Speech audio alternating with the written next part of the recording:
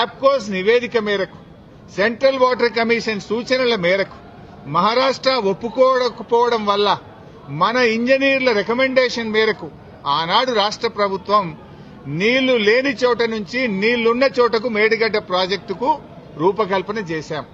మీరు ఆనాడు నీళ్లు లేని చోట ప్రాజెక్టు ఇరికిచ్చే ప్రయత్నం చేసినారు. 7 ఏళ్లలో మహారాష్ట్రాన్ని ఒప్పించలేకపోయారు. అక్కడ వైల్డ్ లైఫ్ ప్రాజెక్టు కూడా ఉంది. చాప్రాల్ అనే వైల్డ్ లైఫ్ ప్రాజెక్టు కూడా తమ్మిడిహెట్టి దగ్గర ఉంది. వైల్డ్ లైఫ్ ప్రాజెక్టుకు అనుమతి రావాలంటే 10 ఏళ్లు అవుతుంది. మరి పోరాటాల నుంచి నీళ్ల కోసం ఉద్యమించిన తెలంగాణ ప్రభుత్వం నీళ్ల కోసం మేము వ్యాప్కోస్ యొక్క ఆలోచన మేరకు సూచనల మేరకు నీళ్లు లేని చోట మీరు ప్రాజెక్టు ప్రతిపాదిస్తే నీళ్లు ఉన్న చోటికి మార్చడం జరిగింది.